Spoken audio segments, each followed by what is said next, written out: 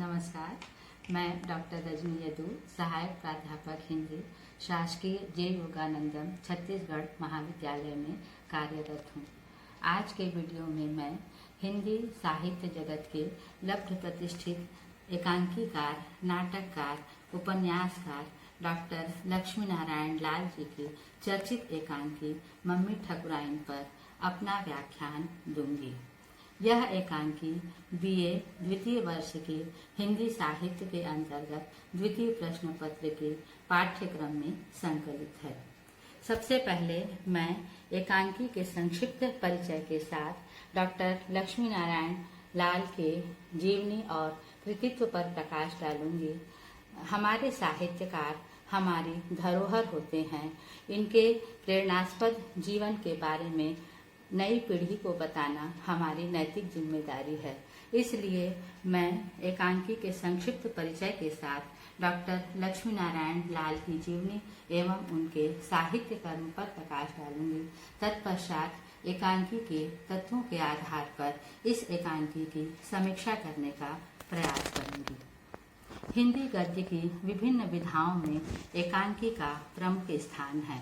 एकांकी अर्थात एक अंक वाला, अंग्रेजी में इसे वन एक्ट प्ले कहते हैं। संस्कृत में इसके लिए गोष्ठी शब्द का प्रयोग होता है और सामान्य बोलचाल में इसे लघु नाटक, लघु नाटिका या सिर्फ नाटिका नाम से भी संबोधित किया जाता है। हमारे हिंदी साहित्य में भारतेंदु हरिश्चंद्र ने 1872 में वसंत पूजा नामक एकांकी लिखी थी। 1928 में जयशंकर प्रसाद ने एक घूंट एकांकी लिखी और 1930 में डॉक्टर राम कुमार वर्मा ने बादल की मृत्यु जैसी एकांकी का प्रणयन किया। एकांकी के विकास को संक्षिप्त रूप से और सरल रूप से समझने के लिए इसे हम 3 भागों में बांट सकते हैं। इसके प्रथम काल को हम उन्मेष काल या शैशव काल कह सकते हैं। हिंदी एकांकी का यह समय काफी लंबा समय था, क्योंकि इसमें भारतेंदु युग, द्विवेदी युग और छायावादी युग का सम्मिलन हो जाता है। तो यह पहला काल लगभग 80 वर्षों का था। इसके प्रमुख एकांकीकारों में भारतेंदु हरिश्चंद्र, राधाचरण गोस्वामी, प्रताप नारायण मिश्र, बालकृष्ण भट्ट, राम नरेश त्रिपाठी और जयशंकर प्रसाद आदि रहे हैं। हिंदी एकांकी का जो द्वितीय काल है वह उत्कर्ष काल के रूप में जाना जाता है और इसके प्रतिनिधि एकांकीकार के रूप में हम डॉक्टर राम कुमार वर्मा को लेते हैं। इसका एकांकी लेखन 1930 से आरंभ होता है। इस युग के अन्य श्रेष्ठ एकांकीकारों में उदय शंकर भट्ट, उपेंद्र नाथ अश्क, सेठ गोविंद दास आदि हैं।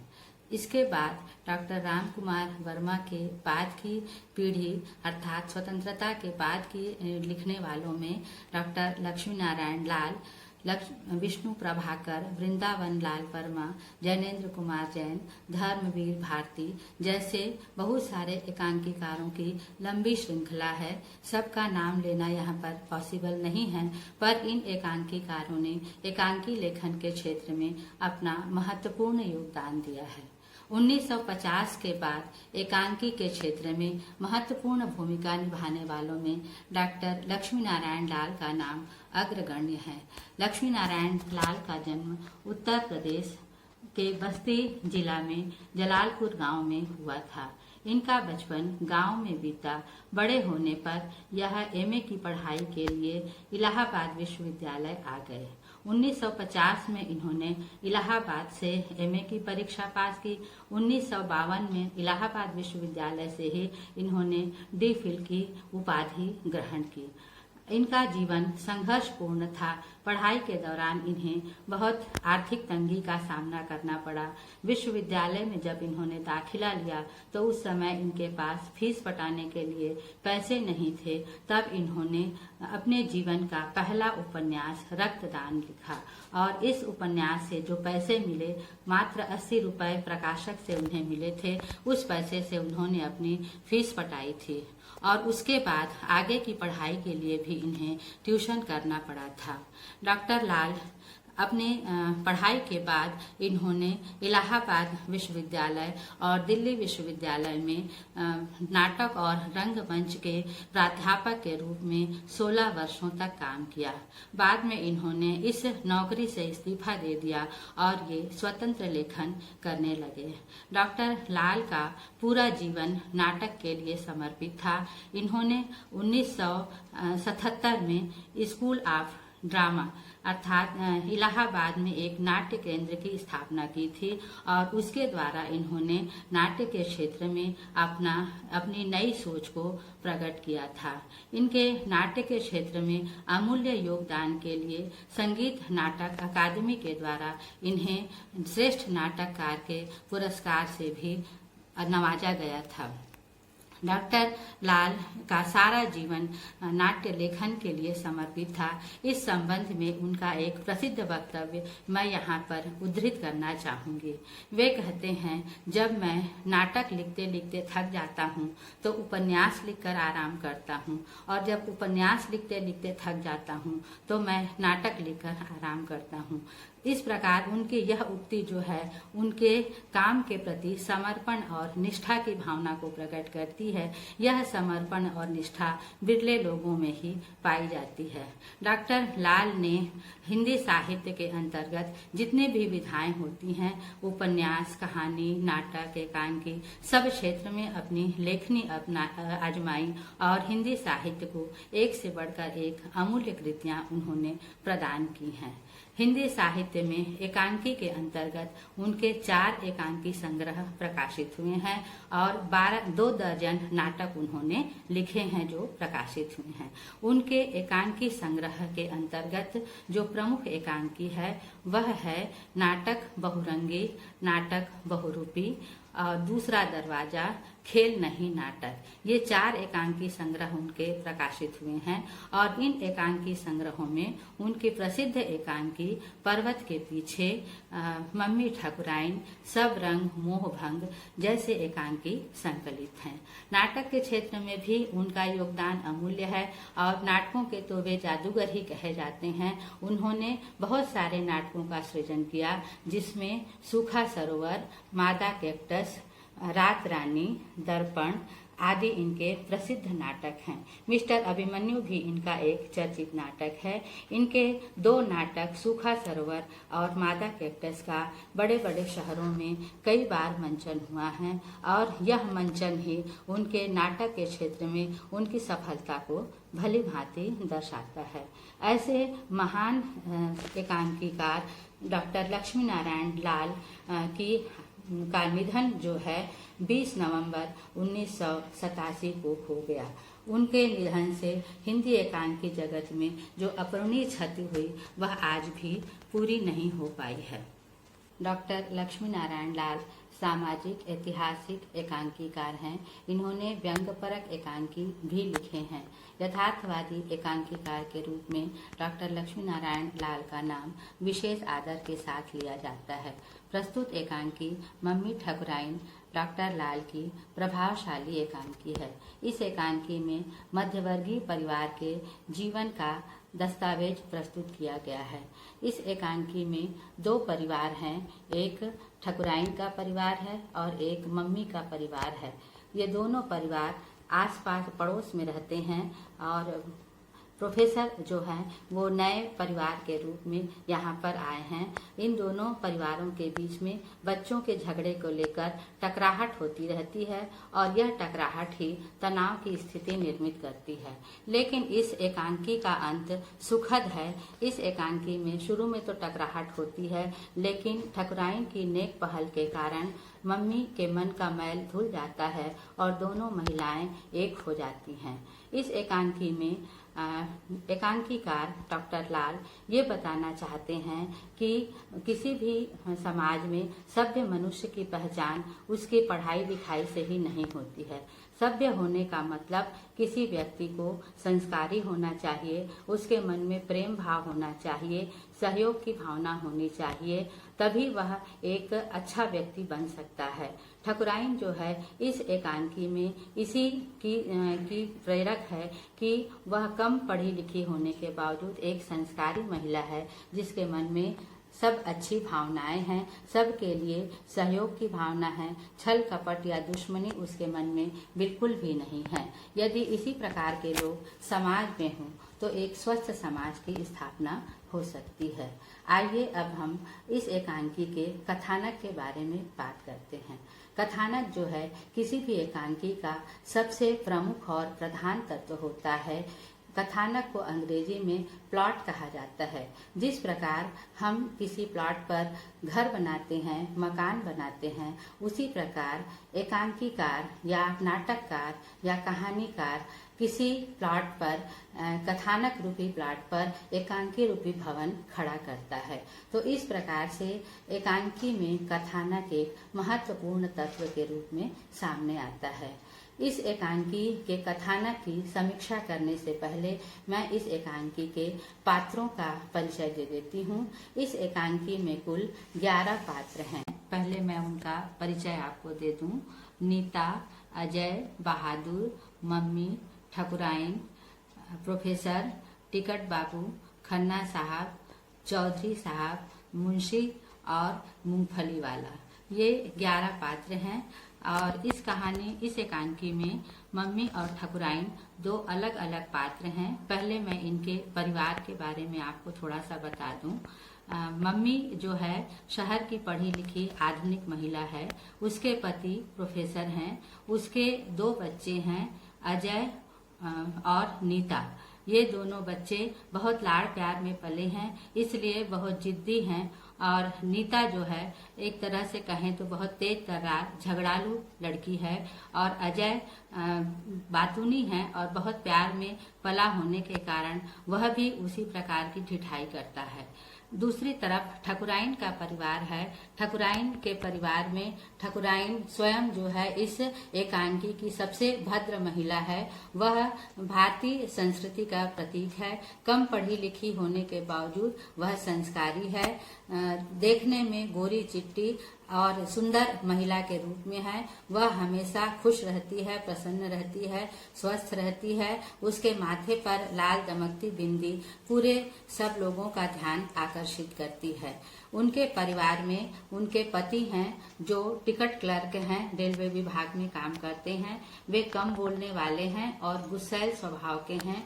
उनका बेटा बहादुर 10 वर्ष का है, हृष्ट पुष्ट है, लेकिन वह भी पिता की तरह काफी तेज है। इसके अलावा इस एकांकी में सहायक पात्र के रूप में मुंशी हैं, जो जिनकी उम्र 50 वर्ष के आसपास है। खन्ना साहब हैं, चौधरी साहब हैं और मूंगफली वाला जो है वह उस मोहल्ले में मूंगफली बेचने आता है। ये जो पात्र हैं इस एकांकी को आगे बढ़ाने में सहायक होते हैं। इस एकांकी का जो पहला दृश्य है वह यह है कि ये 2 मकान हैं और दोनों मकान में एक में खन्ना का परिवार, एक में मम्मी का परिवार रहता है और दूसरे में ठकुराइन का परिवार रहता है। दोनों के दरवाजे आमने सामने हैं। बीच में एक गली है, वह गली दूर तक जाती दिखाई पड़ती है। सामने म्युनिसिपल का लैंप पोस्ट है जो कभी जलता है कभी नहीं जलता है। यहाँ पर मम्मी का जो परिवार है कुछ दिनों पहले आया हुआ है। ये लोग पढ़े लिखे हैं। इनके पति प्रोफेसर सतरंगी प्रोफेसर हैं और मम्मी को अपने पढ़े लिखे होने का बहुत गुमान है। वह यहाँ के लोगों को कुछ जैसा नहीं समझती है और इसीलिए उनसे किसी भी प्रकार से तालमेल भी नहीं बैठा पाती है। इस एकांकी में जो पहला दृश्य दिखाया जाता है वह यह है कि मुंशी जो है 50 वर्ष के आसपास हैं। अभी अभी वह आंख का ऑपरेशन करा के आए हैं और इसलिए पूरे मोहल्ले वालों से बहुत प्रेम से बात कर रहे हैं, हंसी मजाक कर रहे हैं। पूरे मोहल्ले का वातावरण सौहार्दपूर्ण है। कुछ ही देर में एक दूसरा दृश्य दिखता है जिसमें कुछ बच्चे शोर मचाते हुए आ रहे हैं। सामने अजय रोता हुआ आ रहा है और उसके पीछे बहादुर ताली बजा बजा कर हंस रहा है। इसी समय नीता अपने घर से निकलती है और वह अपने भाई को रोते हुए देखकर बहादुर से शिकायत करती है कि तुमने मेरे भाई को क्यों मारा। बहादुर भी अपनी तरफ से तर्क देता है कि मैंने किसी को नहीं मारा है। उसके बाद नीता अपनी मम्मी से शिकायत करती है कि बहादुर ने अजय को मार दिया। नीता की मम्मी जो है उन लोगों को देखकर ही गुस्से से भर जाती है और इस प्रकार का भाव प्रकट करती है कि ये मोहल्ले वाले हमारे लायक हैं ही नहीं, हम ही यहाँ आकर बस गए हैं। उसके बाद बहादुर को उसकी मम्मी अर्थात ठकुराइन जो है पकड़कर अपने घर अंदर ले जाती है। थोड़ी देर बाद प्रोफेसर साहब आते हैं तो नीता और उसका परिवार अर्थात मम्मी सब लोग मिलकर शिकायत करते हैं कि बहादुर ने अजय को मार दिया। उनकी बातों को सुनकर प्रोफेसर सतरंगी जो पढ़े लिखे तो हैं लेकिन वो थोड़ा कान के कच्चे हैं, संकीर्ण मानसिकता वाले हैं, इसलिए मोहल्ले वालों से लड़ने चले जाते हैं। उन लोगों को खरी खोटी सुनाते हैं और यह कहते हैं कि मैं तुम लोगों की शिकायत चेयरमैन से करूंगा। उसके थोड़ी देर बाद ठाकुर साहब ड्यूटी से आते हैं जो टिकट क्लर्क हैं। उनके घर में भी वही चर्चा होती है। अजय और बहादुर के किस्से बताए जाते हैं तो ठाकुर भी गुस्से वाले हैं, इसलिए वह प्रोफेसर साहब के पास जाकर खरी खोटी उन्हें सुनाते हैं। तब प्रोफेसर कहते हैं कि थोड़ा सा तो ख्याल रखो, इतनी ऊंची आवाज में बात मत करो। मेरे घर में मेरी साली आई हुई है और वह हमारे घर में है तो कम से कम मेरा नहीं तो उस मेहमान का ख्याल करो जिसकी तबीयत ठीक नहीं है। उसके बाद ठकुराइन जो है ठाकुर साहब को पकड़कर अपने घर ले जाती है और प्रोफेसर भी अपने घर चले जाते हैं। धीरे से शाम हो जाती है, शाम को आंधी पानी आती है। उसके बाद 9:30 बजे मम्मी जो है ठकुराइन का दरवाजा खटखटाती है और कहती है कि ठकुराइन मेरी बहन की तबीयत ठीक नहीं है, वह दर्द से बार बार बेहोश हुए जा रही है और चलकर उसे संभाल लो, उसे देख लो। दरअसल मम्मी की जो बहन है सरला, वह अपनी दीदी के घर आई हुई है, उसका बच्चा होने वाला है और रात में अचानक उसकी तबीयत खराब हो जाती है। जब मम्मी से वह अकेले नहीं संभलती तो वह ठकुराइन को बुलाने जाती है। ठकुराइन पुरानी बातों को भूलकर तुरंत उसकी सहायता के लिए आने को तैयार हो जाती है। ठाकुर साहब मना करते हैं, फिर भी ठकुराइन नहीं मानती और सारी रात मम्मी के घर रहती है, सरला की सेवा करती है, उसे संभालती है। उसके बाद ठाकुर साहब से उसे पता चलता है कि सरला का बेटा हुआ है। वह खुश हो जाती है, ढोलक बजाती है, गीत गाती है और उसके बाद ही पुनः दृश्य में परिवर्तन होता है और ठाकुर साहब जो हैं, ठकुराइन खाट में बैठी हुई बहुत रो रही है और ठाकुर साहब उसे डांट रहे हैं कि तुम गंवार हो, तुम्हें तो यही दंड मिलना चाहिए। दरअसल हुआ यह था कि सरला का जो बेटा है उसकी मृत्यु हो जाती है और उसकी मृत्यु का इल्जाम ठकुराइन के ऊपर मम्मी लगाती है कि उसने मेरी बहन पर जादू टोना कर दिया, इसलिए उसका बेटा खत्म हो गया। प्रोफेसर पढ़े लिखे हैं लेकिन प्रोफेसर भी उस पर इल्जाम लगा रहे हैं कि ठकुराइन ने गंदे हाथों से उस बच्चे को छुआ, इसलिए उसे टिटनेस हो गया और वह बच्चा खत्म हो गया। इस प्रकार से दोनों के लांछन से, दोनों के इल्जाम से ठाकुर साहब अत्यंत दुखी हैं और बहुत गुस्से में हैं और इसलिए अपनी पत्नी को वो बार बार डांट रहे हैं।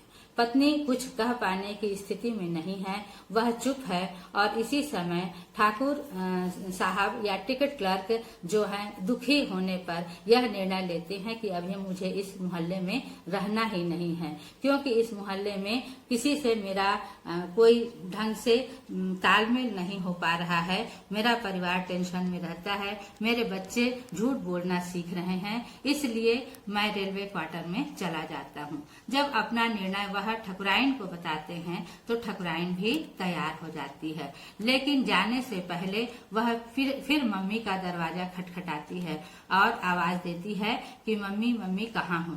मम्मी आती है और कहती है ठकुराइन बोलो ना, क्या बात है क्या बात है। वह कहती है कि हम लोग यहाँ से जा रहे हैं, और उसके बाद उसकी आंखों में आंसू आ जाते हैं। ठकुराइन की बात सुनकर मम्मी कहती है नहीं नहीं जीजी आप कहाँ जाएंगे। तो वह कहती है कि नहीं बहू हम लोग जा रहे हैं, भूल चूक माफ करना। और ऐसा करके ठकुराइन रोने लगती है। उसकी दशा देखकर मम्मी भी स्तब्ध हो जाती है। उसके मन का मैल धुल जाता है। पुरानी बातों को भूलकर वह भी रोने लगती है। दोनों महिलाएं निस्तब्ध खड़ी हैं और रो रही हैं। उसी समय दोनों के पति आते हैं और कहते हैं कि अभी तक तुम्हारा मन नहीं भरा। ठाकुर साहब भी डांटते हैं ठकुराइन को, और प्रोफेसर भी मम्मी को घर अंदर चलने की बात करते हैं। और इस प्रकार इस एकांकी का अंत हो जाता है। इस एकांकी के अंतिम दृश्य से हमें यह सीख मिलती है या हमें यह पता चलता है कि महिलाएं जो हैं पुरुषों की तुलना में अधिक संवेदनशील होती हैं, और वह किसी भी बात को बहुत समय तक दिल से लगाकर नहीं रखती हैं। पुरानी बातों को भूलकर वह फिर से घुल मिल जाने की कोशिश करती हैं। दूसरी तरफ प्रोफेसर और ठाकुर साहब हैं जो गुस्से के कारण उनके मन में क्रोध है, तो वह किसी भी प्रकार समझौता करना नहीं चाहते हैं। पर स्वस्थ समाज के लिए ठकुराइन जैसे चरित्र का होना जरूरी है, जो छल छद्म से दूर, छल कपट से दूर, दुश्मनी से दूर सिर्फ प्रेम भाव रखती है, सद्भाव रखती है और पुरानी बातों को भूल जाती है। इस एकांकी का कथानक बहुत ही साधारण घटना को लेकर लिखा गया है। एक मोहल्ले में रहने वाले बच्चों का झगड़ना और फिर उस झगड़े में माता पिता का भी शामिल होना हमारे समाज में आम बात है। ऐसी घटनाएं रोज ही होती रहती हैं, लेकिन इन घटनाओं को तूल देने में समझदारी नहीं है, बल्कि हमें ठकुराइन के पवित्र चरित्र से सीख लेनी चाहिए, जो उन पुरानी घटनाओं को भूलकर नए वातावरण में जीने का प्रयास करती है। तो ये हुई इस एकांकी के कथानक की समीक्षा। और इसके बाद अब हम एकांकी के अन्य तत्वों के आधार पर मम्मी ठकुराइन की समीक्षा करेंगे। एकांकी के अन्य तत्वों में पात्र एवं चरित्र चित्रण, संवाद योजना या कथोपकथन उसको कहा जाता है, देश काल और वातावरण, उद्देश्य, भाषा शैली और अभिनेता। इन तत्वों के आधार पर एक एक करके हम इस एकांकी की समीक्षा करेंगे। कथानक के बाद एकांकी का जो दूसरा महत्वपूर्ण तत्व है वह है पात्र एवं चरित्र चित्रण। किसी भी एकांकी में पात्रों की महत्वपूर्ण भूमिका होती है, और कोई भी एकांकीकार तभी सफल पात्रों का चयन कर पाता है जब उसकी अनुभव शक्ति तीव्र होती है, उसकी आंखें मंजी हुई होती है, उसकी सोच बहुत दूर तक जाती है। डॉक्टर लक्ष्मी नारायण लाल ने मम्मी ठकुराइन नामक एकांकी में पात्रों के चयन में बड़ी सावधानी की है। उनके पात्र अत्यंत सहज हैं, सरल हैं और साथ ही साथ यथार्थवादिता से भी जुड़े हुए हैं। इस एकांकी में मम्मी और ठकुराइन, जैसा कि मैं पहले बता चुकी हूँ, ये दोनों अलग अलग दो महिलाएं हैं। मम्मी जो है पढ़े लिखे आधुनिक वर्ग की नारी का प्रतिनिधित्व करती है, और ठकुराइन जो है कम पढ़ी लिखी भारतीय नारी का प्रतिनिधित्व करती है, जिसमें संस्कार कूट कूट कर भरे हुए हैं। इसके अलावा इसमें प्रोफेसर साहब हैं और टिकट बाबू हैं। ये दोनों यथार्थवादी पात्र हैं, और इनके अलावा मुंशी, चौधरी, हुसैन, मूंगफली वाला, ये जो पात्र हैं ये सहायक पात्र हैं जो इस एकांकी के कथानक को आगे बढ़ाने में सहायक होते हैं। इस एकांकी में ठकुराइन का चरित्र जो है आदर्श और यथार्थ की खुशबू लिए हुए है। उसके चरित्र की खुशबू से पूरा एकांकी जो है सुवासित होता रहता है। पात्र एवं चरित्र चित्रण के बाद हम एकांकी के अन्य तत्व संवाद योजना अर्थात कथोपकथन पर चर्चा करेंगे। किसी भी एकांकी के पात्र तभी सजीव होकर मंच पर सामने आते हैं जब उसमें संवाद योजना सफल होती है। जब दमदार संवाद होते हैं तभी पात्रों का चरित्र निखर कर सामने आ पाता है। यहाँ पर न संवाद से न केवल पात्रों का चरित्र निखरता है बल्कि जो लेखक है उसके मन के भावों को भी सहज अभिव्यक्ति संवाद योजना के माध्यम से मिलती है। इस एकांकी के जो संवाद हैं सहज हैं, सरल हैं, छोटे छोटे हैं। इसमें क्षेत्रीयता का प्रभाव है तो कई जगहों पर ऐसे शब्दों का प्रयोग हुआ है जो शुद्ध हिंदी में सही नहीं माने जाते हैं। जैसे वह बच्ची कहती है कि इस मोहल्ले में सभी झुट्टे हैं, तो हम झूठे शब्द का प्रयोग करते हैं। उसने झुट्टे कहा है, लेकिन इन शब्दों से हमें अशुद्धि का एहसास नहीं होता बल्कि अपनत्व का एहसास होता है। तो इस प्रकार संवाद योजना इस एकांकी की अत्यंत सफल है। एकांकी के जो बाकी तत्व बचे हैं उसमें अब हम आते हैं देश, काल और वातावरण पर। कोई भी एकांकी तभी सफल होती है जब उसका देश, काल और वातावरण उस एकांकी के अनुसार होता है। एकांकी में देश, काल और वातावरण को और भी ज्यादा इसलिए महत्व दिया जाता है क्योंकि एकांकी दो वर्ग के लिए लिखी जाती है। एक तो पाठक वर्ग के लिए जो पुस्तक पढ़ता है पाठक, और दूसरे दर्शक वर्ग के लिए जो मंच पर अभिनीत की जाती है। तो इस दृष्टि से इस किसी भी एकांकी में देश, काल और वातावरण का मजबूत होना बहुत जरूरी होता है।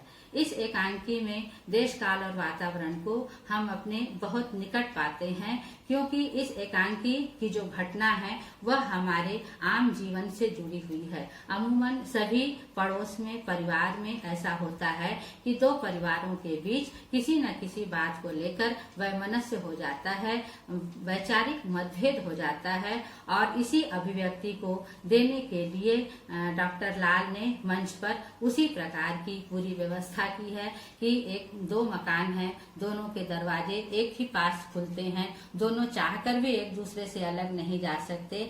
और इस एकांकी के जो बाकी पात्र हैं उसमें उनकी वेशभूषा सहज है, उनकी बोलचाल सहज है और ये सब चीज पाठक और दर्शक को उस एकांकी से जोड़ने में महत्वपूर्ण भूमिका निभाती है।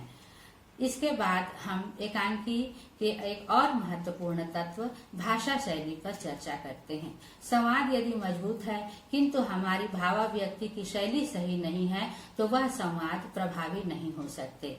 इस एकांकी में डॉक्टर लक्ष्मी नारायण लाल ने अपनी विद्वता का परिचय दिया है, अपने ज्ञान का परिचय दिया है और संवाद के साथ भाषा शैली का सम्मिश्रण किया है ताकि अपने भावों को कोई भी पात्र सरल सहज भाषा शैली के द्वारा अच्छी तरह से प्रस्तुत कर पाए। अब हम एकांकी का एक और अन्य महत्वपूर्ण तत्व जो है उद्देश्य पर चर्चा करते हैं। किसी भी एकांकी या कोई भी लेखन हो, रचनाकार जब तक उद्देश्य पूर्ण होकर कोई रचना नहीं करता है तो उसका कोई मतलब ही नहीं होता है। सामान्य तौर पर हम देखते हैं कि जो प्रतिभाशाली साहित्यकार होते हैं उनकी रचना उद्देश्य पूर्ण होती है और यह उद्देश्य उसके मंतव्य को बताता है, उसके भाव को बताता है कि एक लेखक किस प्रकार सोचता है। प्रस्तुत एकांकी में डॉक्टर लक्ष्मी नारायण लाल ने भी एक उद्देश्य को लेकर इस एकांकी की रचना की है जिसमें वो यह बताना चाहते हैं कि हम लोगों को अपने परिवार में, अपने मोहल्ले में बहुत ही प्रेम और सौहार्दपूर्ण वातावरण के साथ रहना चाहिए। पुरानी बातों को, पुराने घटनाओं को भूलकर प्रेम व्यवहार करना चाहिए क्योंकि मनुष्य की जिंदगी में यही महत्वपूर्ण है और एक स्वस्थ समाज की स्थापना के लिए इस संस्कार का होना, इस भाव का होना भी जरूरी है। जहाँ तक शीर्षक की बात हम करते हैं तो इस एकांकी का शीर्षक मम्मी ठकुराइन जो है एक शब्द का एहसास दिलाता है, मम्मी ठकुराइन। लेकिन इस शब्द में दो महिला पात्रों का जिक्र हुआ है, मम्मी अलग पात्र है, ठकुराइन अलग पात्र है और इस प्रकार से ये दोनों महिलाएं इस एकांकी की प्रमुख पात्र के रूप में हैं और इन्हीं के इर्द गिर्द पूरी कहानी घूमती है। तो इसलिए इस एकांकी का शीर्षक भी अपने आप में अत्यंत सटीक है और महत्व को रखने वाला है। एकांकी का अंतिम और सबसे महत्वपूर्ण तत्व अभिनेता का होता है। अभिनेता के अंतर्गत किसी भी एकांकी को, किसी भी नाटक को मंच पर प्रस्तुत करने की कला। जैसा कि मैंने पहले ही बताया है कि एकांकी और नाटक जो होते हैं उनमें दो चीजों को प्रमुखता दी जाती है। एक तो वह पाठक वर्ग के लिए बहुत अच्छी कैसे बन सके, और दूसरे मंच पर अभिनीत करने के लिए किस प्रकार से उसको चिन्हित किया जाए, उसको चित्रित किया जाए, रंगमंच के लायक किस प्रकार से उसको रंगमंच के लायक किस प्रकार से उसे बनाया जाए, यह भी बात विशेष रूप से ध्यान में रखी जाती है। और डॉक्टर लक्ष्मी नारायण लाल तो मुख्य रूप से नाटककार ही रहे हैं। एक तरह से उनका पूरा जीवन नाटक के लिए समर्पित रहा है। नाटक की छोटी छोटी बारीकियों को उन्होंने बहुत ध्यान से देखा है, समझा है। रंगमंच के क्षेत्र में भी उनका बहुत काम है, इसलिए उनके जो नाटक हैं रंगमंच पर बार बार प्रस्तुत होते रहे हैं। उनकी एकांकी का भी रंगमंच पर प्रस्तुतिकरण हुआ है।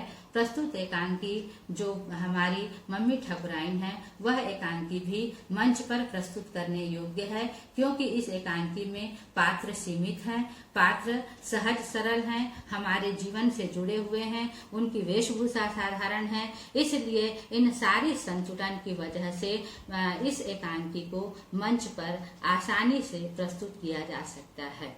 तो ये हुई एकांकी के तत्वों के आधार पर मम्मी ठकुराइन एकांकी की समीक्षा। आशा है आप लोगों के लिए यह व्याख्यान उपयोगी सिद्ध होगा। धन्यवाद।